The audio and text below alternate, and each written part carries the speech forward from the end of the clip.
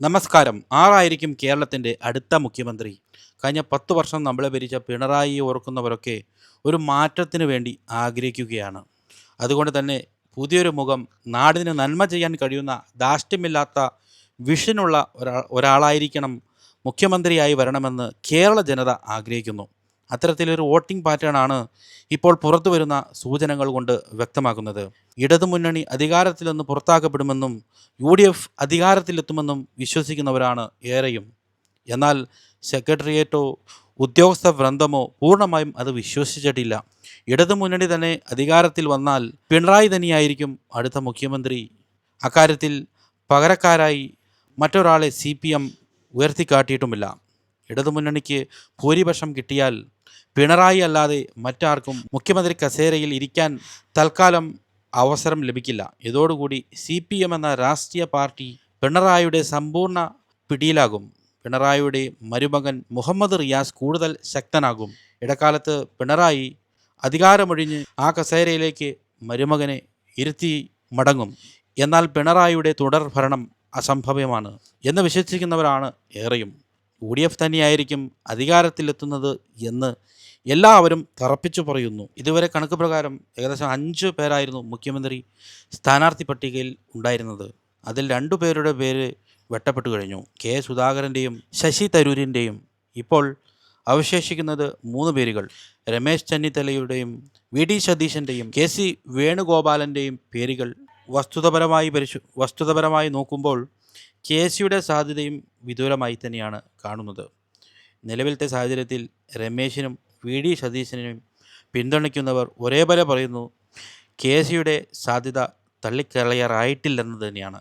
ഈ 3 പേരുകളിൽ ആർക്കാണ് കൂടുതൽ സാധ്യത? ആരാവുന്നതാണ് ഉചിതം? സ്വാഭാവികമായും മുഖ്യമന്ത്രിയാകും എന്ന് കേരള സമൂഹം പ്രതീക്ഷിക്കുന്നത് VD സതീശനെയാണ്.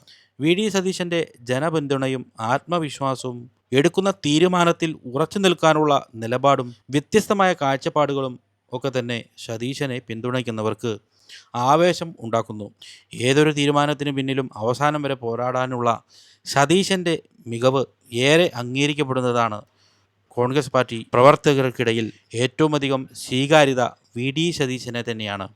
VD സതീശൻ മുഖ്യമന്ത്രിയായാൽ പിണറായിയുടെ തോന്നിയാസങ്ങളെയെല്ലാം കണക്ക് പറഞ്ഞ് ചോദ്യം ചോദിക്കുമെന്നാണ് പ്രവർത്തകരുടെ ഇടയിൽ അഭിപ്രായങ്ങൾ ഉയർന്നു വരുന്നത്. അഴിമതിക്കാരെ പിടിച്ച് ജയിലിലിടുമെന്നും ഒരു വിട്ടുവീഴ്ചയ്ക്കുമില്ലാത്ത കർക്കശക്കാരനായ നിലപാടെടുക്കുമെന്നും ആരാധകർ കരുതുന്നു. പ്രതിപക്ഷ നേതാവ് എന്ന നിലയിൽ കഴിഞ്ഞ 5 വർഷം മുമ്പിൽ നിന്ന് നയിക്കുകയും പ്രതിസന്ധികളെ അതിജീവിക്കുകയും ചെയ്ത സതീശനെ മാറ്റി നിർത്താൻ കഴിയില്ലെന്നാണ് സതീശനെ പിന്തുണയ്ക്കുന്നവർക്ക് പറയാനുള്ളത്.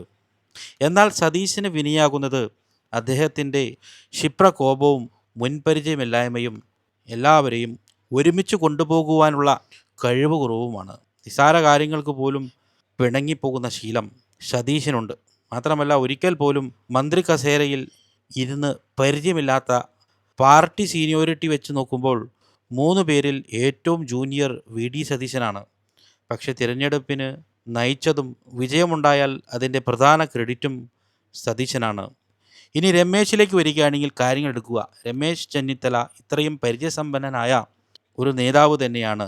ആഭ്യന്തരമന്ത്രി പദവിയടക്കം ഉന്നത പദവികൾ വഹിച്ചിട്ടുണ്ട്, MP ആയിട്ടുണ്ട്. വളരെ ചെറുപ്പത്തിൽ തന്നെ കോൺഗ്രസ് പാർട്ടി വർക്കിംഗ് കമ്മിറ്റി അംഗമായിട്ടുണ്ട്. ഇപ്പോഴും വർക്കിംഗ് കമ്മിറ്റിയിൽ പ്രവർത്തിക്കുന്നു. എല്ലാവരെയും ഒരുമിച്ച് കൊണ്ടുപോകുവാനുള്ള വിട്ടുവീഴ്ച മനോഭാവവും രമേശ് ചെന്നിത്തലയുടെ പ്രത്യേകതയാണ്. രമേശ് ചെന്നിത്തലയോട് ഘടകകക്ഷികൾക്കോ പാർട്ടിയിലെ മറ്റു നേതാക്കൾക്കോ അതൃപ്തിയൊന്നുമില്ല. എന്നാൽ രമേശ് ചെന്നിത്തലയ്ക്കെതിരെയുള്ള ഏറ്റവും വലിയ വിമർശനം അഴകുഴമ്പൻ നിലപാടാണ്. ഏതൊരർത്ഥത്തിലും നോക്കിയാൽ ചെന്നിത്തലയും VD സതീശനും തമ്മിലുള്ള തർക്കമായി ഇത് വളരാൻ സാധ്യതയുണ്ട്. അവിടെയാണ് KC വേണുഗോപാലിൻ്റെ രംഗപ്രവേശനം ഉണ്ടാകുക. KC വേണുഗോപാലിന് അനുകൂലമായിരിക്കുന്ന ഏറ്റവും വലിയ നിലപാടതാണ്. ഹൈക്കമാൻഡിലുള്ള പിടി, രാഹുൽ ഗാന്ധിയുമായുള്ള ബന്ധം എന്നിവയാണ്. ഹൈക്കമാൻഡ് എന്നാൽ തൽക്കാലം KC വേണുഗോപാലാണ്. ഹൈക്കമാൻഡാണ് തീരുമാനമെടുക്കുന്നതെങ്കിൽ KC ആയിരിക്കും തീരുമാനമെടുക്കുക. KCക്ക് ഇങ്ങനൊരു താല്പര്യമുണ്ട് എന്ന് പറഞ്ഞാൽ രാഹുൽ ഗാന്ധി അനുമതി കൊടുത്താൽ മറ്റു 2 പേർക്കും അവസരം നിഷേധിക്കപ്പെടാം. വേണുഗോപാലിൻ്റെ ഏക തടസ്സം രാഹുൽ ഗാന്ധി അതിന് അനുമതി കൊടുക്കുമോ എന്ന കാര്യത്തിൽ മാത്രമാണ്. എന്നാൽ കെ സിക്ക് ഇങ്ങനെ ഒരു താല്പര്യമുണ്ട് എന്ന് ബോധ്യമായാൽ ACC പുനഃസംഘടനയ്ക്ക് സമമായി എന്ന തോന്നലുണ്ടെങ്കിൽ രാഹുൽ ഗാന്ധി അനുമതി കൊടുത്തെന്നും വരാം. അത്തരമൊരു സാഹചര്യത്തിൽ 2 ഘട്ടങ്ങൾ നിർണായകമാകാം. ഒന്നാമത് MLA-മാരുടെ പിന്തുണയാണ്. AICCയുടെ സംഘടന ജനറൽ സെക്രട്ടറി എന്ന നിലയിൽ സീറ്റ് വിഭജന കാര്യത്തിൽ തനിക്ക് പിന്തുണ ഉറപ്പാക്കുന്നവർക്ക് കൂടുതൽ സീറ്റ് കൊടുത്തു എന്ന ആരോപണം അന്തരീക്ഷത്തിൽ ഉണ്ട്. സാഹചര്യങ്ങൾ കൂടുതൽ തർക്കത്തിലേക്ക് പോവുകയാണെങ്കിൽ MLA-മാരുടെ പിന്തുണയായിരിക്കും രാഹുൽ ഗാന്ധി തേടുക. അവിടെ KC വേണുഗോപാലിന് ഒരു മുൻതൂക്കം കിട്ടാൻ സാധ്യതയായിട്ട് പറയപ്പെടുന്നു. എന്നാൽ 2 പ്രശ്നങ്ങൾ ബാക്കിയാകാം. ഈ കഴിഞ്ഞ 5 വർഷവും സംസ്ഥാന രാഷ്ട്രീയത്തിൽ സജീവമല്ലായിരുന്ന KC വേണുഗോപാൽ തെരഞ്ഞെടുപ്പ് സമയത്ത് മാത്രം വന്ന് പ്രചരണത്തിന് നേതൃത്വം കൊടുത്ത ശേഷം മുഖ്യമന്ത്രി കസേരയിലേക്ക് എത്തുന്നു എന്നത് ഉചിതമോ എന്നൊരു ചോദ്യം സാധാരണ പ്രവർത്തകർ ചോദിക്കും. മുഖ്യമന്ത്രി ആവണമെങ്കിൽ KC 6 മാസത്തിനകം എവിടെയെങ്കിലും മത്സരിച്ച് ജയിച്ചു വരണം. KCയുടെ വിശ്വസ്തനായ സജീവ ജോസഫ് രാജിവെച്ച് KCക്ക് മത്സരിക്കാൻ അവസരം കൊടുക്കും എന്നും പറയപ്പെടുന്നു. സജീവ ജോസഫിനെ ലോകസഭയിലേക്ക് പറഞ്ഞുവിടും എന്നുമാണ് റിപ്പോർട്ടുകൾ പറയുന്നത്. അത്തരമൊരു സാഹചര്യമുണ്ടായാൽ KC വേണുഗോപാൽ തന്നെയായിരിക്കും കേരളത്തിൻ്റെ അടുത്ത മുഖ്യമന്ത്രി.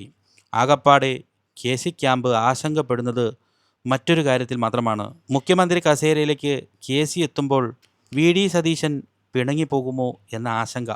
KC മുഖ്യമന്ത്രി പദവിയും ചെന്നിത്തലയ്ക്ക് ആഭ്യന്തരമന്ത്രി പദവിയും VD സതീശന് ധനകാര്യമന്ത്രി പദവിയും കൊടുക്കാനാണ് KC ക്യാബിൻ്റെ ആലോചന. എന്നാൽ അവരെ ആശങ്കപ്പെടുത്തുന്നത് ഒരു കാര്യം മാത്രമാണ്. രമേശ് ചെന്നിത്തല വഴങ്ങിയാലും VD സതീശൻ വഴങ്ങണമെന്നില്ല. ഹൈക്കമാൻഡ് അത്തരമൊരു തീരുമാനമെടുത്താൽ കുഴപ്പമില്ല, നിങ്ങളായിക്കൊള്ളൂ, ഞാൻ മന്ത്രിസഭയിലേക്കില്ല എന്ന് പറഞ്ഞ് VD സതീശൻ MLA മാത്രമായി തുടരാൻ തീരുമാനിച്ചാൽ അത് UDFന് ലഭിച്ച വിജയത്തിളക്കത്തിന് വലിയ കരിനിഴലായി മാറും. അത്തരം ഒരു സാഹചര്യം ഒഴിവാക്കാനുള്ള ചർച്ചകൾ സജീവമായിട്ടുണ്ട്.